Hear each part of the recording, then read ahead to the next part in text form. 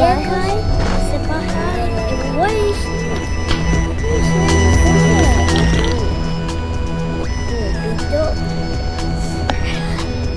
Mommy, it's a beepings. Sa bahay. Of the geckos is a beepings. And the monster is coming. Where are the beepings? Up the geckos. Yeah, right. Ito ay isang espesyal na anunsyo mula sa Sampalatayang Katipunan para sa kaligtasan.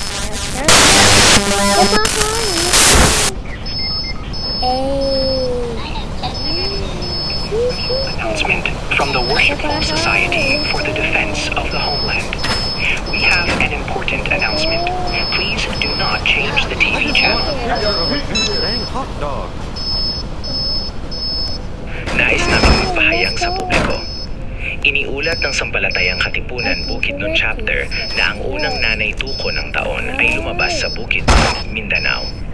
We would like to make an announcement to the public.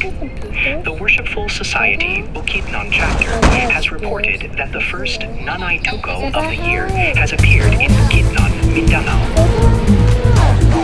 Dahil may panganib na maaaring siyang lumitaw sa buong Pilipinas sa takdang panahon, mangyaring maghanda ng mga handog tulad ng mga patay na ipis ng maaga.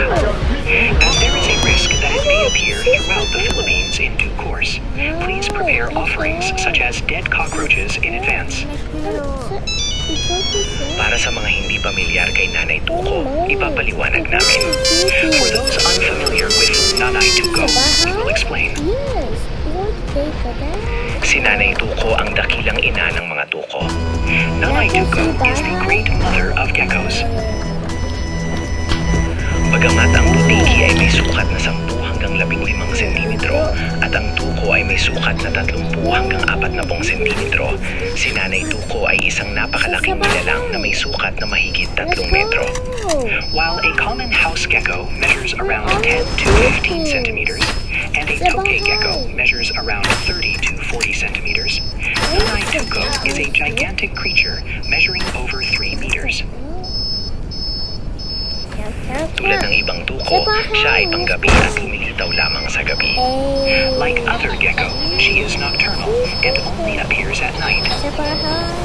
Bukod pa rito, hindi pa siya naobserbahang gumagalaw sa labas.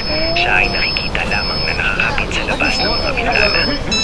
Furthermore, she has never been observed moving about outdoors. She is only seen clinging to the outside of windows.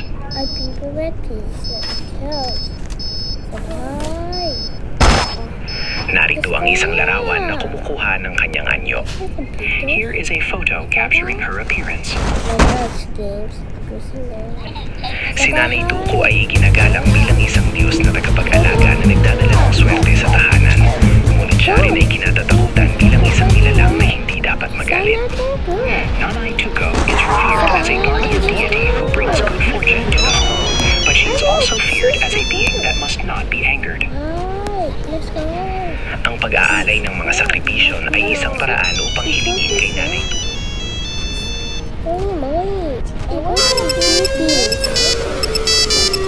Sa bahay? Yes. What day ka na? Nako si bahay?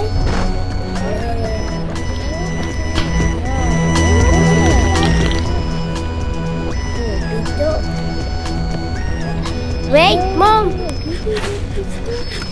Mom, sa bahay. Honey, let's go. The geckos is coming. Where are the beepings? Wake up!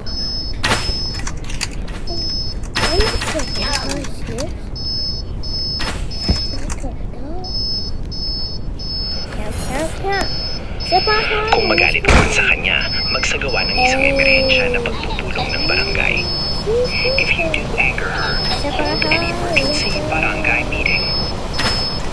Pagkatapos, pumili ng isang taong handog mula sa barangay at ihanda siya bilang handog, nakabihis bilang ipis. Then, select a human sacrifice from within the barangay and prepare them as an offering dressed as a cockroach. Kung ang sakripisyo ay nawala sa susunod na araw, nangangahulugan ito na ang barangay ay pinatawad na ni Nanay Tuko. If the sacrifice has disappeared by the next day, it means that the barangay has been forgiven by Nanay Tuko. Sa bahay. Gayon naman, kung ang sakripisyo ay hindi nagalaw sa susunod na araw, ang barangay ay wawasakin sa loob ng ilang araw. However, if the sacrifice remains untouched the next day, the barangay will be destroyed within a few days. Huwag nating kalimutang magpakita ng paggalang kay Nanay Tuko. Let us never forget to show respect to Nanay Tuko. Naway sumayin niyong lahat ang mga pagpapala ng Diyos. May God's blessings be upon you all.